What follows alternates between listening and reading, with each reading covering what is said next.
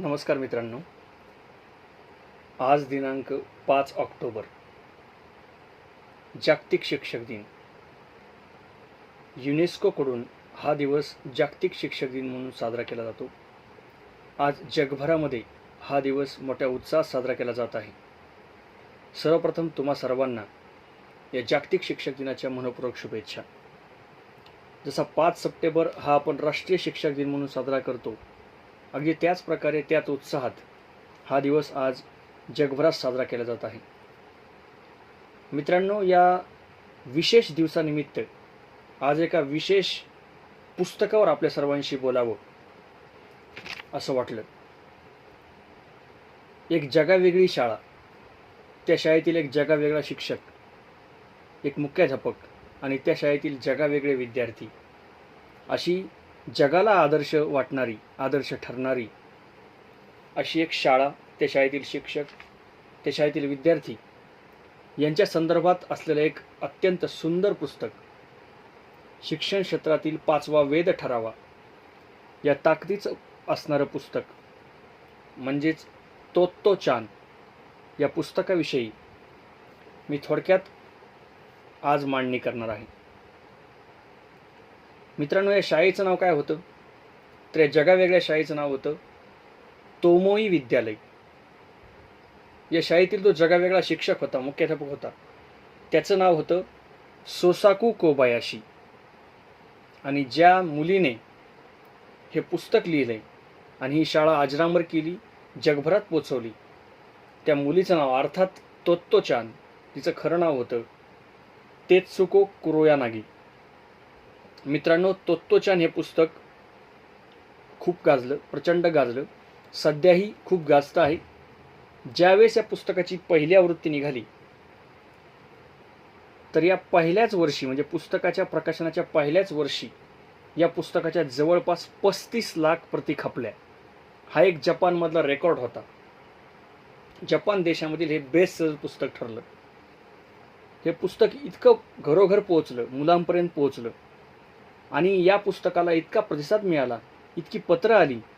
ही पत्र मित्रांनो 5 वर्षाच्या मुलापासून ते 103 वर्षाच्या म्हाताऱ्यापर्यंत या पुस्तकासंदर्भात लोकांनी भरभरून लिहिलं.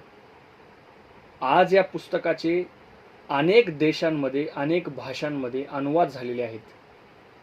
मी ज्या पुस्तकाबद्दल आज मांडणी करणार आहे ते पुस्तक अर्थातच तोत्तोचान, ज्याचा मराठी अनुवाद चेतना सरदेशमुख गोसावी यांनी केलेला आहे.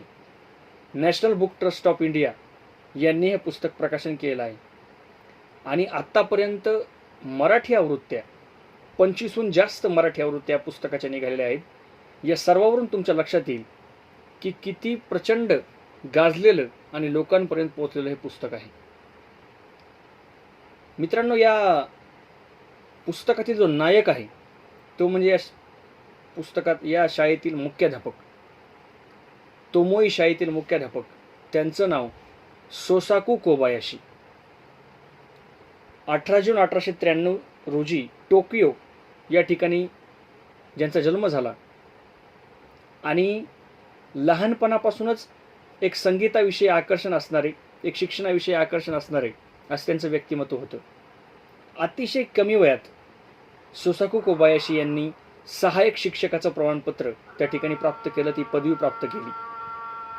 लोक विलक्षण बुद्धिमत्ता त्यांनी यातून सिद्ध केली. टोकियोतील प्राथमिक शाळेत त्यांची नियुक्ती झाली. नंतर त्या ठिकाणी काही दिवस काम केल्यानंतर त्यांनी संगीत विद्यालयामध्ये प्रवेश घेतला. संगीताची पदवी त्यांनी त्या ठिकाणी संपादन केली आणि ती पदवी संपादन केल्यानंतर त्यांनी हारुजी नाकामुरा यांच्या शाळेमध्ये संगीत शिक्षक म्हणून कार्यरत आपलं काम सुरू केलं.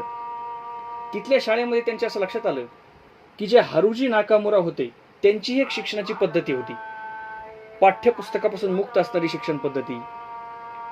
सकाळी लेखन वाचन करणारे, तर दुपारी झाडं फुलं यांचं निरीक्षण करणं, यांना गोळा करणं, चित्र काढणं, गाणी म्हणणं, गप्पा मारणं, या प्रकारची मुक्त शिक्षण पद्धती त्यांना तिथं अनुभवायला मिळाली.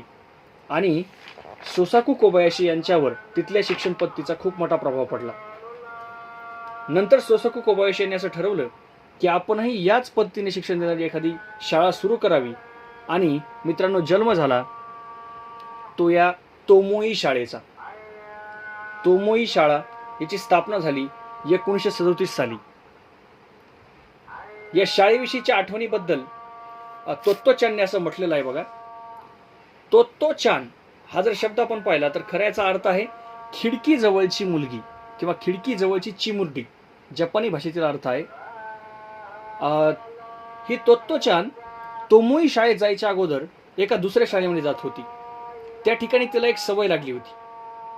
ती त्या शाळेत गेल्यानंतर नेहमी खिडकीपाशी उभी राहायची आणि मग रस्त्यावरचे बँडवाले, चिमण्या, पक्षी बघत उभी राहायची.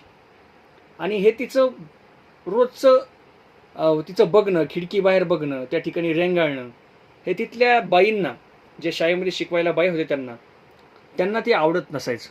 एके दिवशी बाईंनी तोत्तो-चानच्या आईलाच शाळेत बोलावून घेतलं आणि तोत्तो-चानच्या तक्रारींचा पाढा तिच्या आईसमोर वाचला. आईने ते सर्व ऐकून घेतलं आणि आईच्या असं लक्षात आलं की तोत्तो-चानसाठी ही शाळा योग्य नाही, तिला आता दुसरी शाळा शोधावी लागेल. आणि म्हणून मग आईने तो शोध सुरू केला आणि आईला सापडली ही तोमोई विद्यालय.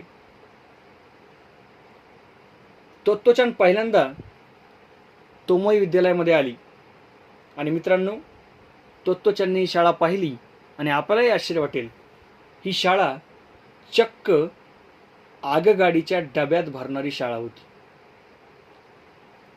एक बंद पडलेल्या रेल्वे रुळावर काही डबे होते आणि या डब्यांमधून ही शाळा भरत असायची. तिथल्याच एका डब्यातील खोलीमध्ये तोत्तो-चानची आई आणि तोत्तो-चान गेले आणि तोत्तो-चानने गेल्या गेल्या त्या खुर्चीत बसलेल्या गृहस्थांना प्रश्न केला, तुम्ही मुख्याध्यापक आहात की स्टेशन मास्तर?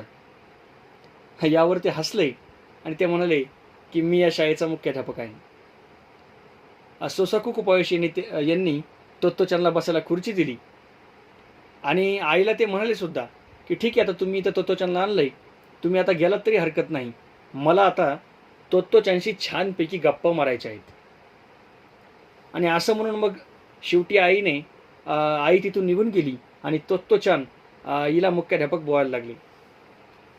त्यांनी तिला विचारलं, आता मला तुझ्याबद्दल सांग, तुला काय हवं ते सांग. आणि मग तोत्तो-चानने खरोखर विचारलं, मला काय हवं ते?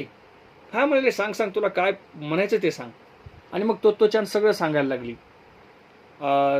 ती ज्या गाडीने तिथं आली त्या गाडीबद्दल तिने सांगितलं, तिकिटांबद्दल सांगितलं, तिच्या पहिल्या शाळेबद्दल सांगितलं, वर्ग शिक्षकांबद्दल सांगितलं, तिथल्या चिमण्यांच्या घरट्याबद्दल सांगितलं.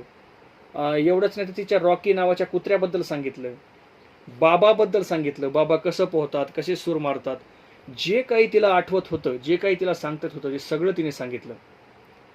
आणि एका वेळेला ती थांबली. पुन्हा ते मुख्याध्यापक तिला म्हणाले, मग पुढे? आणि पुन्हा ती काहीतरी सांगत राहिली. पुन्हा मुख्याध्यापक म्हणाले, बस एवढंच, अजून काही सांगायचं नाही? आणि शेवटी मग एक वेळ अशी आली की तोत्तो-चानचं जे बोलण्याचं भांडवल होतं तिचं ते सर्व काही संपलं. आणि मग मात्र सोसाकू कोबायाशी तिला म्हणाले, आजपासून तू आता या शाळेची विद्यार्थिनी झालीस.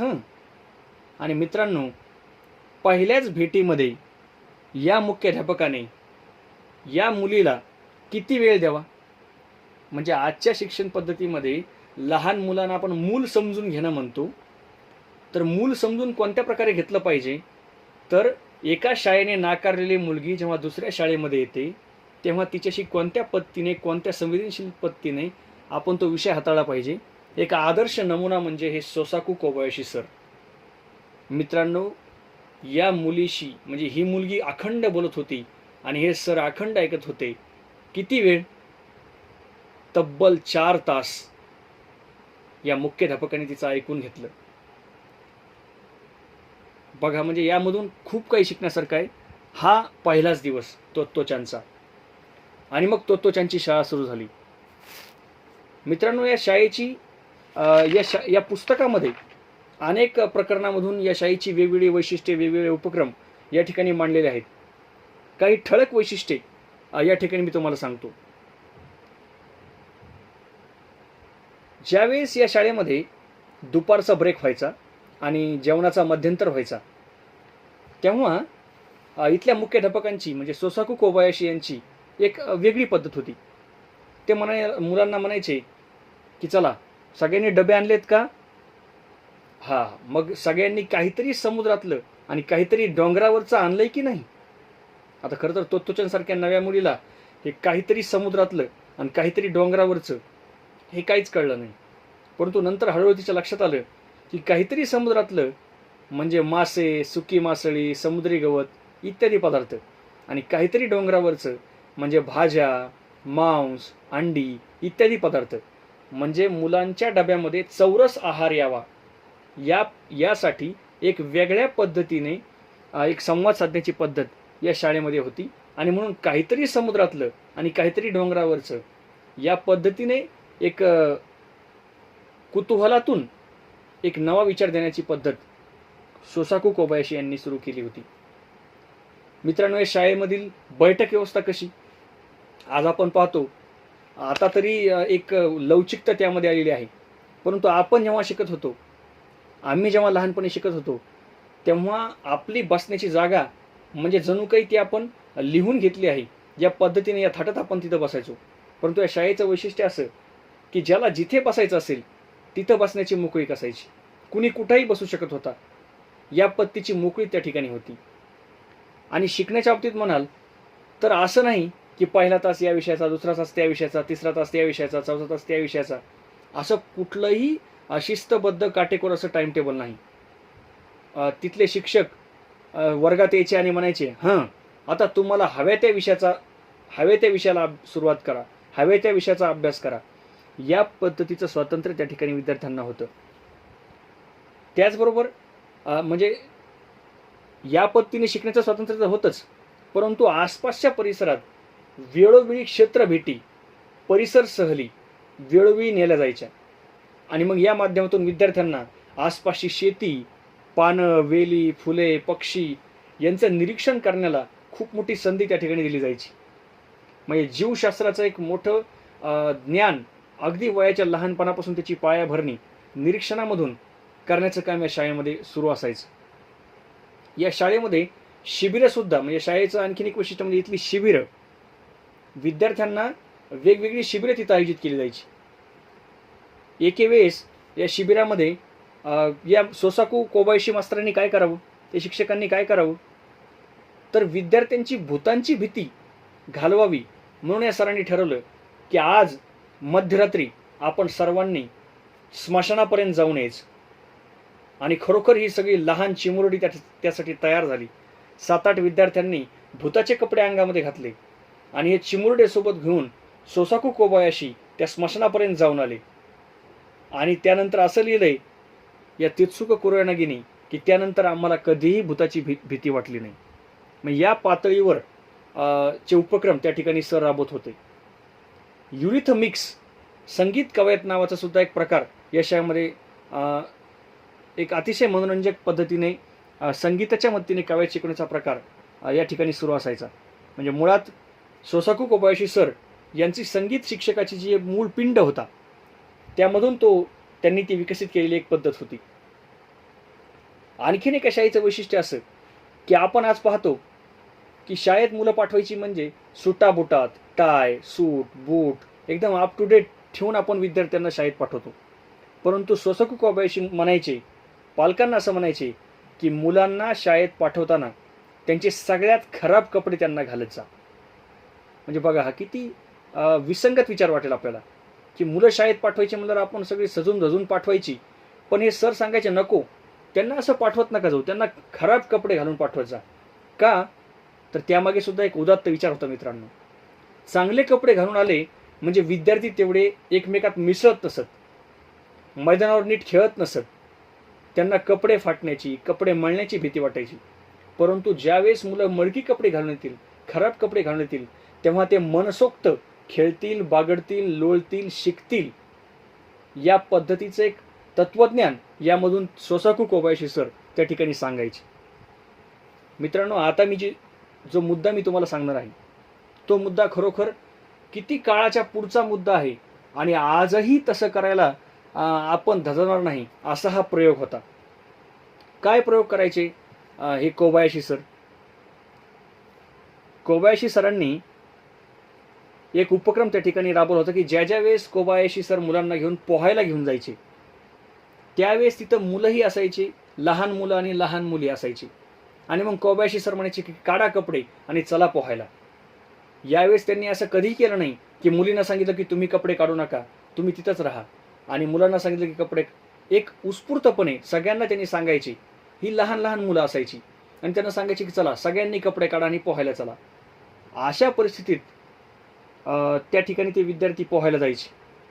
आता याला एका अँगलने पाहिलं तर काही माणसांना यामध्ये वेगळं काहीतरी वाटेल, परंतु कोबायाशी सरांच्या मनामध्ये एक वेगळा विचार होता. तो काय विचार होता मित्रांनो? ते असं म्हणायचे की मुला मुलींना एकमेकांच्या शरीरातील फरकाबद्दल विकृत कुतूहल असणं बरोबर नाही, आणि त्यांच्या मते शरीर लपवण्यासाठी माणसानं इतके कष्ट घेणं अनैसर्गिक आहे. ही गोष्ट म्हणजे खरोखर कोणत्या लेव्हलचा विचार या कोबायाशी गुरुजींचा होता. आणि आणखीन एक गोष्ट मित्रांनो यामागे अशी होती की हे सगळे कपडे काढल्यानंतर जी काही मुलं असायची, म्हणजे ज्यांना व्यंग असायचं, काही पोलिओ असलेली मुलं, काही व्यंग असलेली मुलं, ही मुलं लाजायची, बुजायची, त्यांच्या मनामध्ये न्यूनगंड असायचा. पण जेव्हा ही मुलं मुक्तपणे त्या ठिकाणी बागडायची, खेळायची, पोहायला लागायची, तेव्हा त्यांच्या मनातील हा न्यूनगंड, त्यांच्या शरीराविषयी असलेली लाज ही त्यांना तिथं नष्ट करायची होती. आणि खरोखर कोबायाशी गुरुजींचं एक वाक्य होतं, त्यांना हे तिथून सांगायचं होतं की सगळीच शरीरं सुंदर असतात. काय सुंदर वाक्य मित्रांनो, की सगळीच शरीरं सुंदर असतात. आणि म्हणून या पद्धतीने या विद्यार्थ्यांना वागवणारा, या विद्यार्थ्यांमध्ये एक नवा विचार पेरणारा हा एक गुरुजी होता, सोसायको कोबायाशी. या शाळेतील आणखीन एक वैशिष्ट्यपूर्ण उपक्रम म्हणजे या शाळेमध्ये साजरा होणारा क्रीडा दिन. या शाळेतील सर्वात मोठा उत्सव म्हणजे शाळेतील क्रीडा दिन, जो 3 नोव्हेंबरला असायचा, ज्यामध्ये वेगवेगळे असे जगावेगळे काहीतरी खेळ असायचे. म्हणजे रस्सी खेच, 3 पायांची शर्यत, हे तर खेळ असायचेच, परंतु कोबायाशी गुरुजींच्या डोक्यातून आलेले काही मनोरंजक खेळ त्यामध्ये असायचे. मग माशांची शर्यत असेल, आईला शोधासारखा खेळ असेल, असे विविध खेळ त्या ठिकाणी असायचे. आणि या खेळांमध्ये जे विद्यार्थी पहिले, दुसरे, तिसरे यायचे त्यांना सुद्धा अतिशय मनोरंजक बक्षीस असायचे मित्रांनो. काय बक्षीस? तर जो पहिला यायचा त्याला बक्षीस म्हणून मोठा मुळा त्या ठिकाणी बक्षीस म्हणून दिला जायचा. जो दुसरा यायचा त्याला बक्षीस म्हणून 2 गाजरं बक्षीस म्हणून दिली जायची. जो तिसरा यायचा त्याला लाल लाल बीट बक्षीस म्हणून दिलं जायचं. कुणाला कोबी, कुणाला कांदे, तर वेगवेगळ्या भाज्या त्या ठिकाणी त्यांना बक्षीस म्हणून दिल्या जायच्या. याही मागे उदात्त विचार आहे मित्रांनो. म्हणजे आज मुलं स्नॅक्स, फास्ट फूड, चॉकलेट इत्यादी गोष्टींच्या मागे लागलेले असताना त्या मुलांसाठी हा एक आदर्श व्हावा असा एक उपक्रम या कोबायाशी गुरुजीने राबवला. बक्षीस म्हणून भाज्या द्यायच्या आणि त्यांना सांगायचं की हां, हे तू बक्षीस मिळवलंस, आता हीच भाजी घरी बनवायची आणि या बक्षिसाची भाजी खायची. म्हणजे त्या माध्यमातून सुद्धा एक वेगळा विचार या ठिकाणी कोबायाशी गुरुजींनी आपल्या सर्वांना दिला. मित्रांनो, शाळेतील ग्रंथालय सुद्धा एक अलगच, अजबच. जसं मी सांगितलं की ही शाळा आगगाडींच्या डब्यामध्ये भरायची, तसं इथले ग्रंथालय म्हणजे एक आगगाडीचा डबा. आणि इथलं ग्रंथालय कसं तर मुक्त, कोणतंही पुस्तक घेऊन तिथं बसून वाचण्याची परवानगी असायची. कोणतंही बंधन नसायचं की विद्यार्थ्यांनी हेच पुस्तक घ्यावं आणि इथंच बसावं. तुम्ही कुठलंही पुस्तक घ्या आणि कसंही वाचत बसा, ते स्वातंत्र्य त्या ठिकाणी विद्यार्थ्यांना असायचं. मुलांकडून स्वयंपाक करण्याची एक अजब पद्धतसुद्धा या ठिकाणी होती. म्हणजे मुलांना सुद्धा स्वयंपाकातील बारकावे माहीत व्हावेत, कशा पद्धतीने स्वयंपाक करता येतो, या सगळ्या गोष्टींचं ज्ञान या ठिकाणी होतं. म्हणजे या शाळेमधील जर आपण सगळे उपक्रम पाहिले तर अनेक उपक्रमावर आपल्याला त्या ठिकाणी बोलता येईल. म्हणजे इथली संगीत कवायत असेल, इथलं प्रगती पुस्तक असेल, इथल्या उन्हाळी सुट्ट्यामधील धमाल असेल, इथल्या गरम पाण्याच्या झऱ्याची सहल असेल, त्यानंतर या ठिकाणचा इथली हातांची भाषा असेल, त्यानंतर इथला ग्रंथालयाचा डब्बा असेल, इथलं शेतीचं शिक्षण असेल, या शाळेने दिलेली जखमी जवानांची भेट असेल, या ठिकाणी सादर झालेलं आरोग्य साल असेल, इथलं पहिलं नाटक असेल. तुम्ही या पुस्तकामध्ये वेगवेगळ्या म्हणजे एकूण जर आपण पुस्तक पाहिलं तर हे पुस्तक एकूण याची पृष्ठ आहेत, जवळपास याची पृष्ठ आहेत 129 पृष्ठ. या 129 पृष्ठामध्ये वेगवेगळ्या प्रकरणामध्ये या शाळेतील वेगवेगळे उपक्रम या ठिकाणी तेत्सुको कुरोयानागी यांनी मांडलेले आहेत. आणि खरोखर एक आगळी वेगळी शाळा, एक जगावेगळी शाळा या ठिकाणी तुम्हाला निश्चित अनुभवायला मिळेल. आणि जेव्हा तुम्ही एकरूप होऊन हे पुस्तक वाचाल तेव्हा निश्चितपणानं एक वेगळं आत्मपरीक्षण करायला लावणारं आणि काहीतरी वेगळं अनुभव देणारं हे पुस्तक तुम्हाला निश्चितपणे वाटेल. मित्रांनो, या शाळेतील जे विद्यार्थी आहेत ते सुद्धा खूप मोठे विद्यार्थी झाले.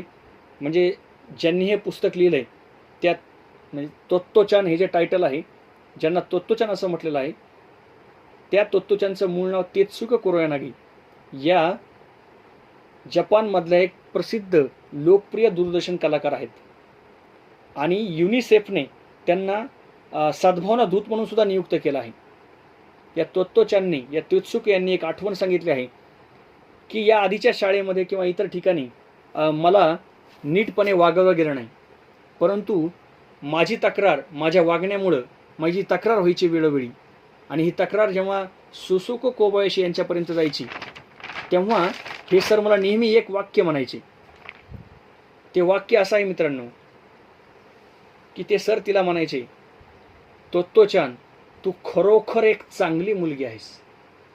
मित्रांनो, हे वाक्य म्हणजे या तोत्तोचानच्या पुस्तकाचं एक सार आहे की आपण विद्यार्थ्यांना ट्रीट करताना, त्यांच्याशी वागताना कोणत्या पद्धतीने वागलं पाहिजे. म्हणजे कितीही तक्रारी आल्या तरी हे सोसाकू गुरुजी तिला नेहमी म्हणायचे की तू खरोखर एक चांगली मुलगी आहेस. आणि तेत्सुको यांनी सुद्धा ही कृतज्ञता मान्य केली आहे की या एका वाक्यानं माझं जीवन बदलवून टाकलं. खरं तर तेत्सुको यांनी एक वचन दिलं होतं या सरांना की सर, मी निश्चितपणे जेव्हा भविष्यात मोठी होईल तेव्हा शिक्षक म्हणून या शाळेत शिकवायला येईल. परंतु ते वचन त्यांच्याकडून पूर्ण झालं नाही आणि म्हणून त्या वचनाची पूर्ती व्हावी, या ऋणातून उतराई होण्याचा प्रयत्न व्हावा म्हणून खरं तर हे पुस्तक तेत्सुको यांनी लिहिलेलं आहे. आज या शाळेतील विद्यार्थी, या शाळेत शिकलेले विद्यार्थी वेगवेगळ्या क्षेत्रात यशस्वी झाले आहेत. म्हणजे कुणी इंजिनियर आहेत, कुणी संगीत शिक्षक आहेत, कुणी प्राध्यापक आहेत, कुणी वैज्ञानिक आहेत, कुणी वेगवेगळ्या क्षेत्राचे तज्ज्ञ आहेत, कुणी डॉक्टर आहेत, कुणी कलाकार आहेत. म्हणजे ज्या पद्धतीने या शाळेची एक रुजवणूक होती, जी संस्काराची रुजवणूक होती, त्याला आलेली फळं आहेत की आज जीवनाच्या वेगवेगळ्या क्षेत्रामध्ये अतिशय चांगल्या स्थानावर, उच्च स्थानावर काम करणारे सर्व विद्यार्थी आहेत. मित्रांनो, पण या शाळेचा एक दुर्दैवी अंत आपल्या सर्वांना मला सांगायचा आहे. 1937 साली ही शाळा सोसाकू कोबायाशी यांनी सुरू केली होती. 8 वर्षे ही शाळा अतिशय उत्तमपणे चालली. पण तो दुर्दैवी क्षण आला की ज्या क्षणाने जगाला हादरवून टाकलं.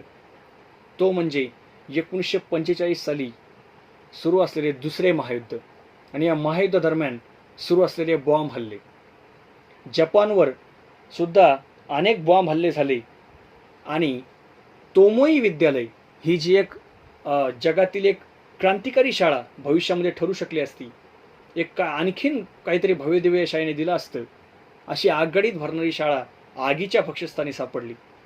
त्या शाळेवर बॉम्ब हल्ले झाले आणि खरं तर हे सगळं पाहून खूप दुःख झालं, गुरुजींना खूप दुःख झालं. तरी गुरुजी या ज्यावेळेस बॉम्ब हल्ले होत होते, त्या लढाऊ विमानातून असंख्य बॉम्ब हल्ले शाळेवर झाले, ही शाळा उद्ध्वस्त होत होती आणि हे सगळं सर लांबून बघत होते, शाळा जळताना, उद्ध्वस्त होताना बघत होते. परंतु अशाही वेळी सोसाकू गुरुजी त्या ठिकाणी एका आपल्या विद्यार्थिनीला म्हणत होते, पुढची शाळा कुठल्या प्रकारची बांधूया रे. म्हणजे कोणत्या प्रकारचा आत्मविश्वास या सोसाकू कोबायाशी गुरुजींकडे होता हे आपल्या लक्षात येईल. मित्रांनो, खरं तर तोत्तोचानवर बोलण्यासारखं खूप काही आहे, परंतु खरं तर हे पुस्तकाची लज्जत तुम्हाला वाचूनच जास्त येईल.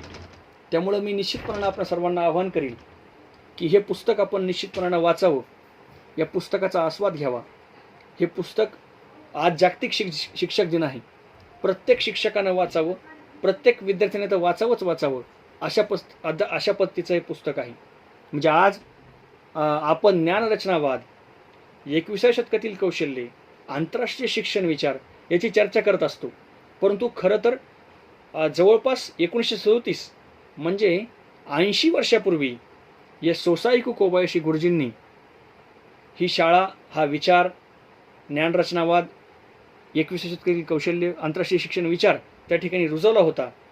आणि तो निश्चितपणे एक वेगळ्या पद्धतीची शाळा, काहीतरी वेगळं शिकवून जाणारी शाळा तुम्हाला अनुभवायची असेल तर तत्वचान हे पुस्तक तुम्ही अवश्य वाचा, असं आवाहन या ठिकाणी मी आपणा सर्वांना करतो.